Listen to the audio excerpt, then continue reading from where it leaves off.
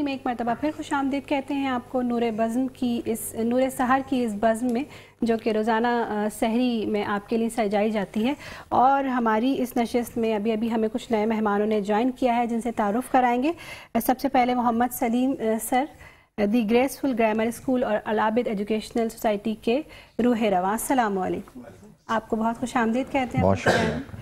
اور اس کے ساتھ ایک خوشگلو نعت خواں اور قاری ہمارے ساتھ موجود ہیں، قاری فیصل چشتی. السلام علیکم. وعلیکم السلام. کیسے ہیں فیصل بھائی؟ الحمدللہ. بہت شکریہ آج آپ تشریف لائے. اور سعدیہ بھی ہمارے ساتھ موجود ہیں. بالکل ہمارے ساتھ بیٹھی ہوئی ہیں. سعدیہ آپ سے ہی بات کریں گے لیکن ہم پہلے سر کی طرف آتے ہیں. سر یہ بتائیے گا کہ ماشاءاللہ جیسے سرکار کی نعت واہ بھائی واہ سلسلہ پہلے دن شروع ہوا، دوسرے دن آج چوتھا روزہ ہے الحمدللہ، تو آپ بچوں کی جو حوصلہ افزائی ہے اس کے لیے کیا کہیں گے؟ جو جذبہ ہے بچوں کے اندر، کیونکہ ماشاءاللہ آواز اچھی ہونا اور اس کو پھر وقف کر دینا، اس بارے میں کیا کہیں گے آپ؟ بسم اللہ الرحمن الرحیم. سب سے پہلے تو آپ لوگوں کا شکریہ اور راؤ کرامت صاحب کا شکریہ کہ انہوں نے ایک دفعہ پھر مجھے جو ہے وہ مدعو کیا یہاں پہ.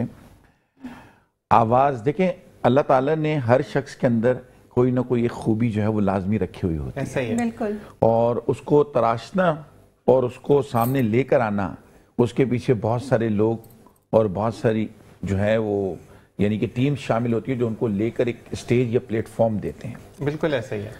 ہم اب جس معاشرے کے اندر رہ رہے ہیں، اس معاشرے کے اندر آج کل کے بچوں کے اوپر صرف ایک چیز کا زور دیا جاتا ہے کہ انہوں نے اسکول پڑھنا ہے، کوچنگ پڑھنی ہے اور اس کے بعد انہوں نے A1 گریڈ لے کر آنا ہے. جی ایسا ہے.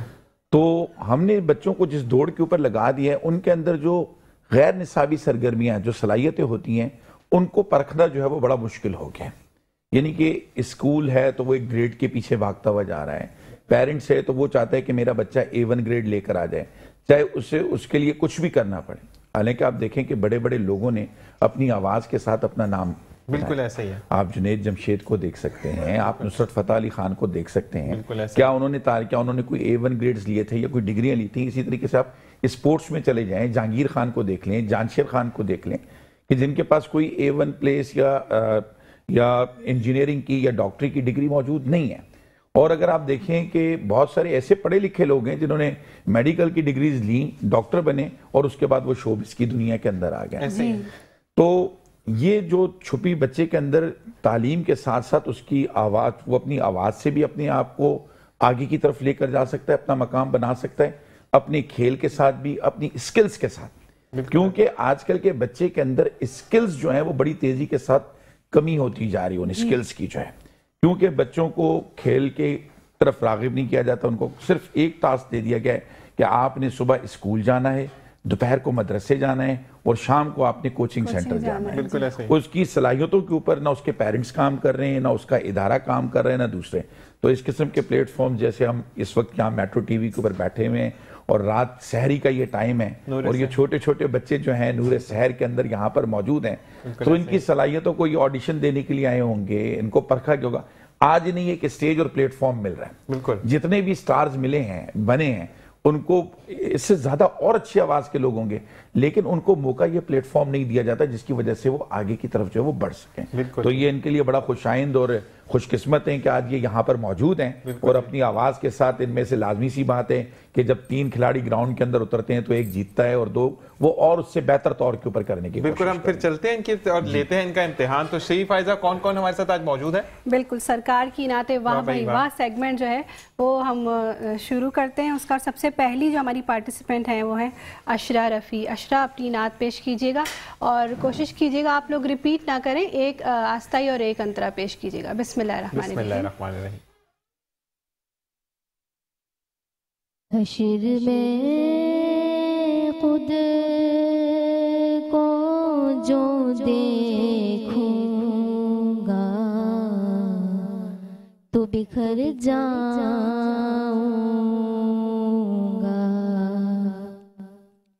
آپ نے گر نہ سنبھالا تو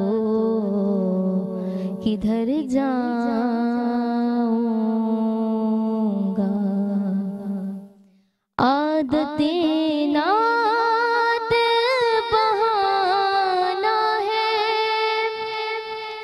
میری بخشش کا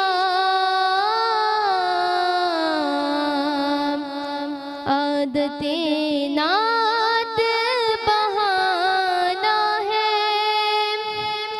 मेरी बख्शिश का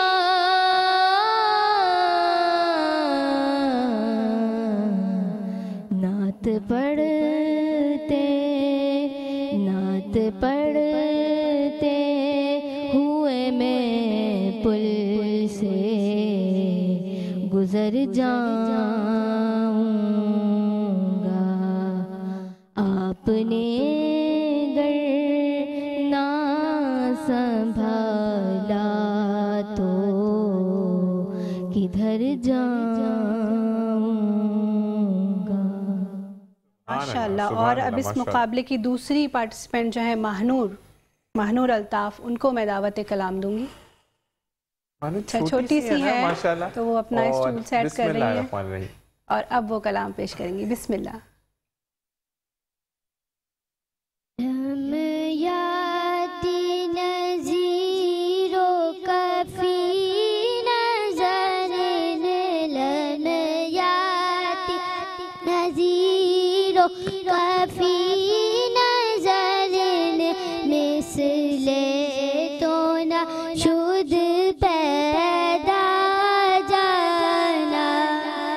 जगराज को ताज तोरे सर सो है, तुझको शहदो सरा जाना। आना फियत शू वसुखो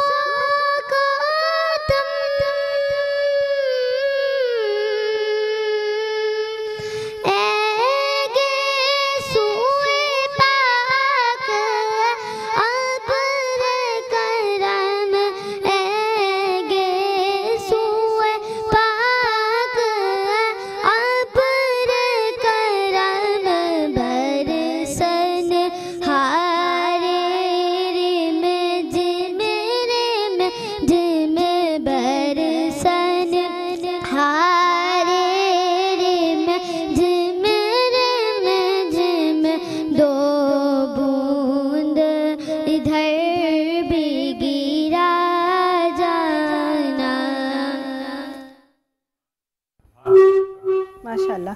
और अब तीसरे पार्टिसिपेंट जो हैं हमारे दानिश अत्तारी, उनको मैं दावत दूंगी कि वो अपना कलाम पेश करें।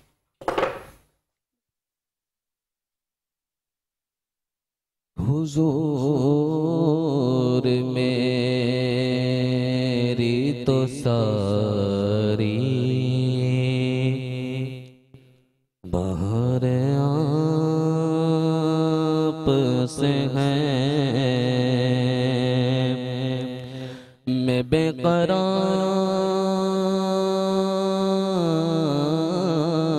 था, मेरा करार आप से है,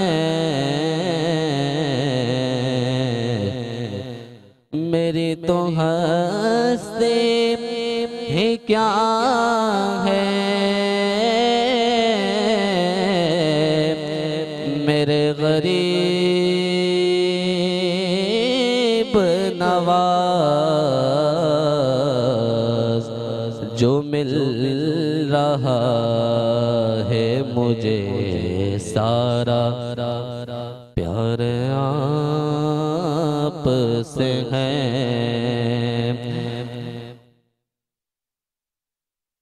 तीनों पार्टिसिपेंट्स जो हैं हमारे वो कलाम पेश कर चुके हैं और आज जो है वो जजेस के फ़राइज़ जो हैं वो मुझे दिए गए हैं कि आप ही जजमेंट कीजिए।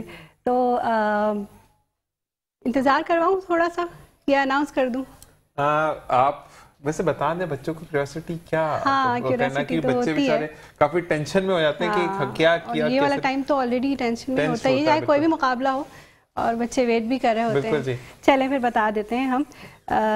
अंशरा रफ़ी जो है बेटा, आपने अच्छा कलाम पढ़ा, बट आप कोशिश करें अपने नीचे के सुर जो है ना आपके, वो थोड़े आप पक्के करें। जब आप नीचे आवाज़ लेके जा रही थी तो वहाँ आपकी आवाज़ थोड़ी लरज रही थी और सुर भी कच्चे लग रहे थे। सही। महानूर जो है वो हैं अभी छोटी सी हैं, لیکن ظاہر ہے اسی عمر میں تربیت کا آغاز ہوتا ہے.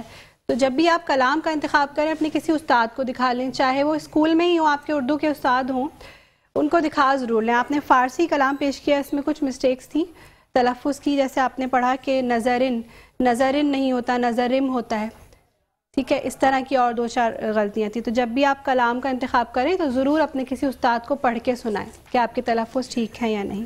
اور دانش نے جو کلام پڑھا وہ ایک تو میں یہ تمام ہی مقابلوں میں یہ بات ضرور پوائنٹ آؤٹ کرتی ہوں اور تمام بچوں کو کہتی ہوں کہ جب بھی کلام چنیں تو کسی سے مشورہ ضرور کر لیں. کوشش کریں کہ اس کی دھن جو ہے وہ نعت کی ہی دھن ہو, کسی اور گانے سے ریزمبل نہ کرتی ہو, کسی اور موسیقی سے ریزمبل نہ کرتی ہو. آپ میرے خیال اتفاق کریں گے میری بات. اور ناک میں بھی آپ نے تھوڑا سا پڑھا, نیزل افیکٹ آ رہا تھا. تو ان ساری چیزوں کے نمبرز جو ہے نا وہ ججمنٹ جب ہوتی ہے تو اس میں مائنس ہوتے ہیں. بہرحال ان تینوں میں سے جو بہتر مجھے لگی ہیں وہ عشرہ جو ہیں وہ ہماری آج فاتح قرار پائی ہیں. عشرہ, تو آپ نے اچھا کلام پڑھا ماشاءاللہ, مبارک ہو. باقی جو 2 ہیں, سیکنڈ کون ہے؟ سیکنڈ مہنور آئیں. مہنور سیکنڈ ہے اور پھر ہمارے بھائی جو ہیں وہ تھرڈ ہے, یعنی دانش آپ تھرڈ ہے. سیکنڈ اور تھرڈ کے ساتھ شیٹس جائیں گی جو کہ آپ کے سامنے پڑھی ہیں, سرکار کی نعت واہ بھائی واہ. اور جو فرسٹ وانی ہے آپ نے اور مزید محنت کرنی ہے. یہاں پر فرسٹ آنے کا مقصد ہرگز نہیں ہے کہ آپ فائنل میں جیت گئی ہیں. فائنل میں تو اور جو 3 ہماری جو سیشنز ہو چکے ہیں اس کے جو بچے ہیں تو وہ بھی موجود ہیں, اور پھر آپ کا ایک کڑا مقابلہ ہونے والا ہے. تو اس کے لیے آپ نے بھرپور انداز میں تیاری کرنی. ٹھیک ہے جی, بیسٹ آف لک تینوں کے لیے. جی فائزہ, اب ہم چلتے ہیں دوبارہ اپنے مہمانان گرامی کی طرف. میں ایک کوسچن کرنا چاہوں گی چھوٹا سا, کہ آپ نے ابھی ایکسٹرا کیریکولر ایکٹیویٹیز کے بارے میں بات کی, تو کیا آپ کے اسکول میں اس کا اہتمام کیا جاتا ہے سالانہ؟ جی بالکل کیا جاتا ہے. اس کی زندہ مثال اس وقت جو میرے ساتھ حافظ فیصل بیٹھے ہوئے ہیں, قاری فیصل صاحب. اس کا میں آپ سے تفصیلی جواب لینا چاہوں گی. اس وقت مجھے بریک کا کہہ دیا گیا ہے, تو ہم بریک پہ جائیں گے اور پھر واپس آ کے جو ہے وہ سر سے ہم اس کا جواب ضرور لیں گے. تو چلیے ناظرین, ایک مرتبہ پھر نور سحر میں آپ کو خوش آمدید کہتے ہیں. اور جانے سے پہلے میں نے سر سلیم سے ایک سوال کیا تھا, تو میں چاہوں گی کہ آپ مختصراً ہمیں بتائیں کہ کیا آپ کے اسکول میں اس طرح کی ایکٹیویٹیز کا اہتمام کیا جاتا ہے؟ دیکھیں, میں نے جیسے آپ سے کہا کہ اس کی زندہ مثال اس وقت میرے ساتھ جو قاری فیصل صاحب بیٹھے ہوئے ہیں, یہ بہترین ڈیبیٹر بھی ہیں, بہترین قاری بھی ہیں, اور بہترین نعت خواہ بھی ہیں. انہوں نے تمام تعلیم میری یہیں سے حاصل کی, میٹرک انہوں نے یہیں سے حاصل. تو آج یہ دیکھیں کہ مختلف ٹی وی چینلز کے اوپر نظر آ رہے ہیں آپ کو.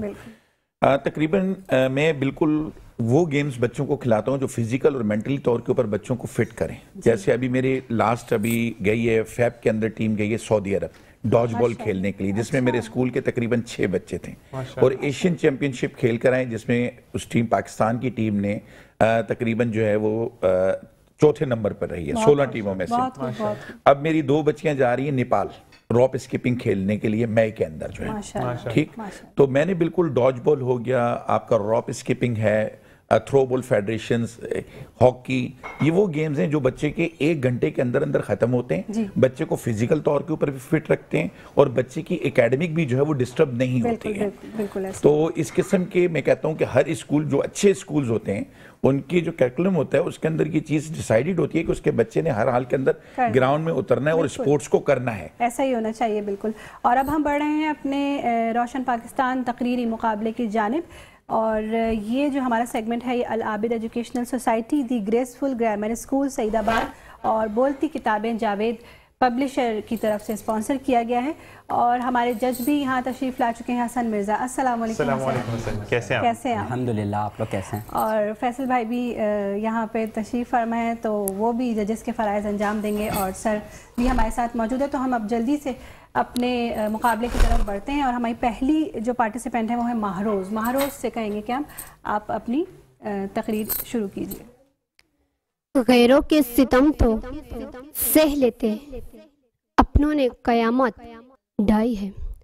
صدر علی وقار, اگر میں آج سے 1400 سال قبل خود کو تاریخ کے جوروکوں میں لے کر جاتی ہوں تو کیا دیکھتی ہوں کہ احمد مجتبیٰ محمد مصطفیٰ جو اپنی امانت, دیانت, صداقت اور لیاقت کی بدولت اہل مکہ کی آنکھوں کا تارا تھے, ان پر اندھا اعتماد کیا جاتا, ان کے پاس امانتیں رکھوائی جاتی. لیکن جب میرے نبی نے نبوت کا اعلان کیا تو غیر تو دشمن بنے ہی، مگر قیامت اپنوں نے بھی ڈھائی۔ کسی نے پتھر مارے، کسی نے کوڑا پھینکا، اللہ کے نبی پر مکہ کی زمین تنگ کر دی، انہیں ہجرت پر مجبور کیا۔ تو صدر علی وقار، کیا یہ تاریخ کا ستم نہیں کہ اسی رحمت للعالمین کے نواسے کو میدان کربلا میں بے دردی سے شہید کر دیا، جو اپنے نانا کی آنکھ کا تارا تھا؟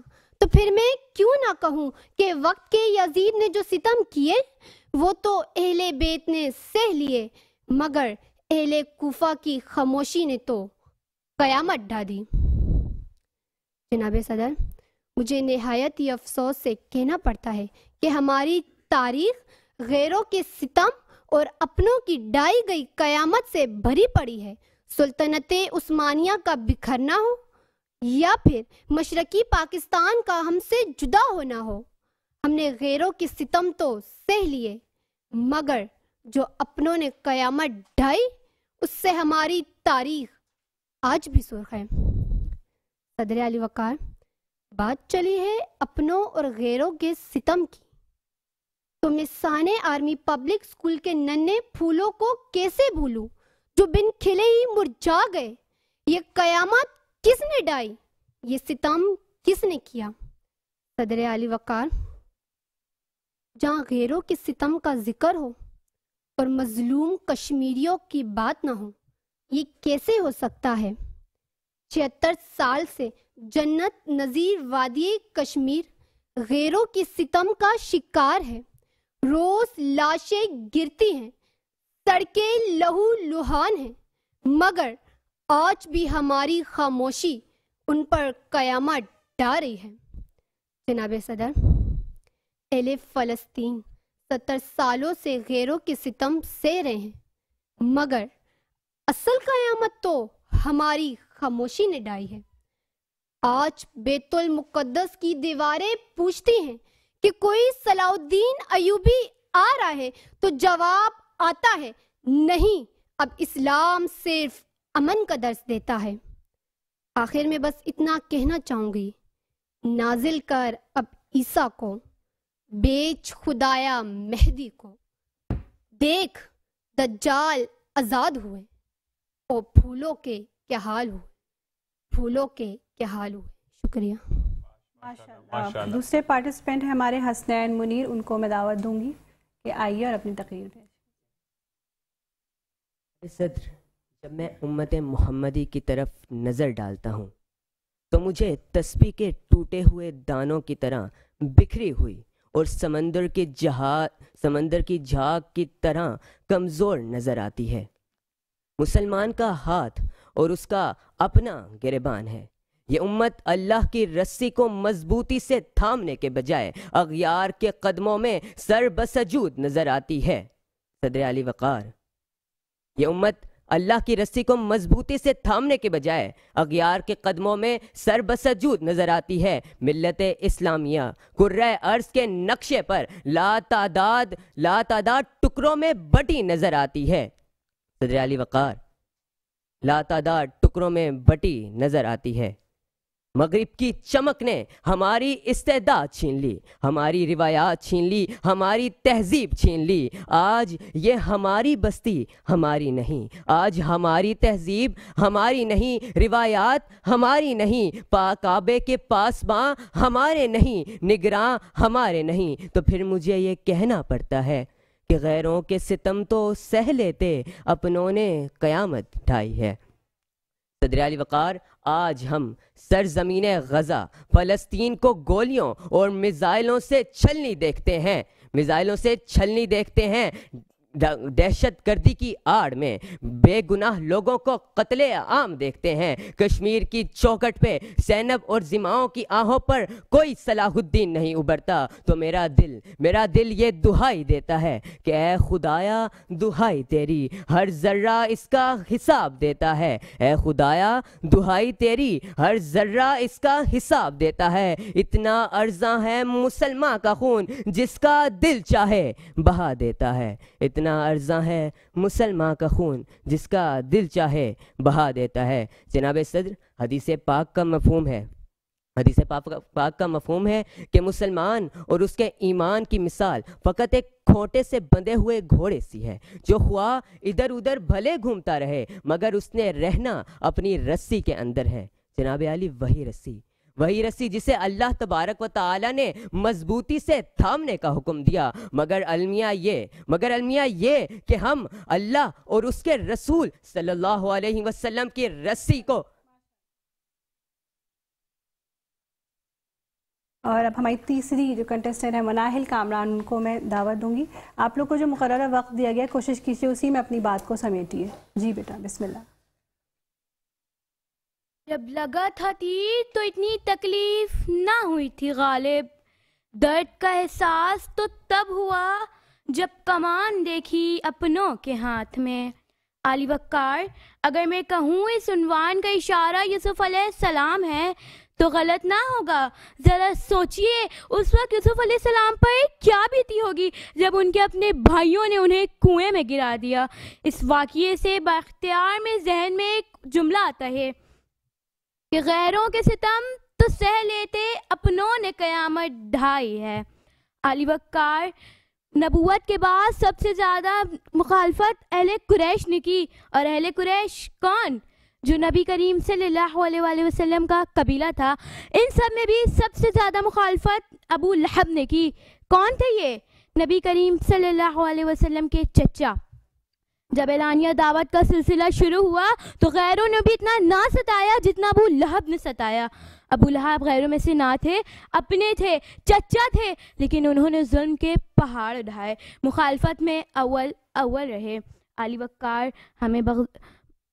ہمیں بغزام شاہ کی نااہلی یاد ہے کہ بغداد کا کتب خانہ جلا دیا گیا لیکن اسے کمک نہ بھیجی۔ ہمیں تو اپنوں نے لوٹا، غیروں میں کہاں دم تھا، میری کشتی وہاں ڈوبی جہاں پانی کم تھا۔ علی وقار، جس طرح ہماری تاریخ میں بہادروں کی بہادری سے بھری ہے، اسی طرح کئی سارے غدار بھی اوراق میں ملتے ہیں۔ اپنوں کی ستم کی کئی ساری داستان اس اوراق میں ملتے ہیں۔ اور اب بلا کسی تاخیر کے میں چاہوں گی ججز حضرات سے کہ وہ اپنا نتیجہ جو ہے وہ ٹیلی کر لیں اور اس کے بعد پھر بتائیں کہ بچوں کی بھی، کیونکہ سانس رکی ہوتی ہے کہ جب وہ ڈائس پر آ کر بیان کرتے ہیں، بڑا مشکل کام ہے جذبہ جو ہے وہ، اچھا اس کے لیے تھوڑا سا پرابلم ہوتی ہے کہ اس کو صحیح انداز میں آپ کو ایکسپلین کرنا ہوتا ہے چیزوں کو۔ یہ آسان نہیں ہے، یہ بڑا مشکل ہے، یہ جو کھڑے ہوتے ہیں نا بولے تو وہی جانتے ہیں، اور ایکسپریشنز پراپر ہونے چاہیے۔ جی بلال جی دیکھیں، پہلی بات تو یہ کہ ہمارے جو آج کے تینوں مقررین تھے ان میں سے ہماری پہلی مقرر تھی مہروز۔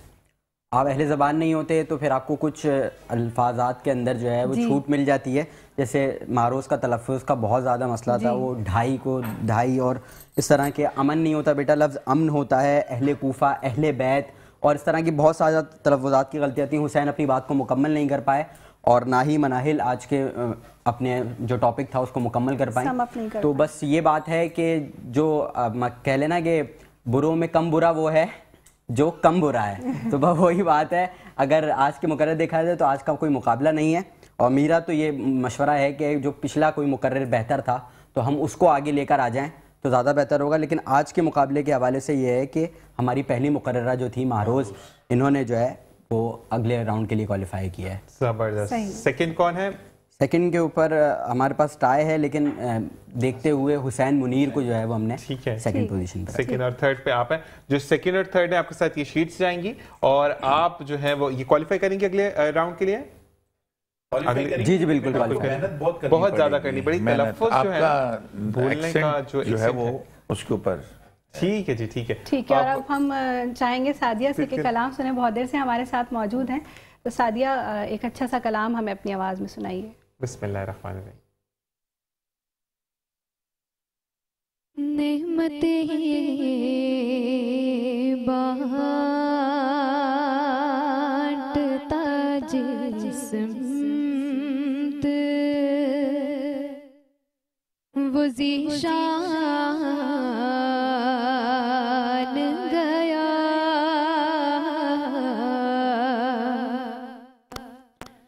ساتھ ہی منشی रहमत का कलमदान गया,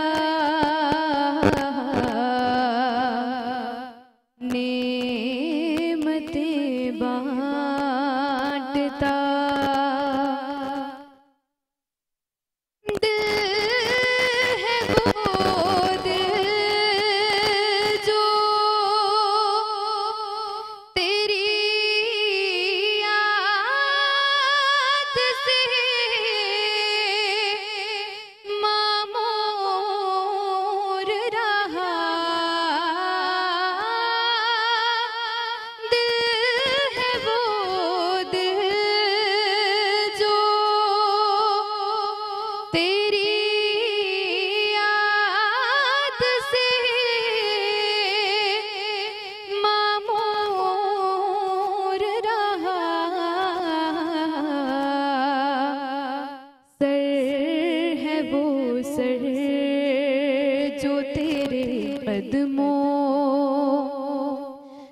कुर्बान गया, नेमतें बांटता। ले खबर जिल्द कि गैरों की तरफ ध्यान गया। ले खबर जिल्द कि गैरों की तरफ ध्यान गया। मेरे मौला मेरे आका तेरे कुर्बान गया। मेरे मौला मेरे आका तेरे कुर्बान गया। हो क्यों दूर इनसे मौला।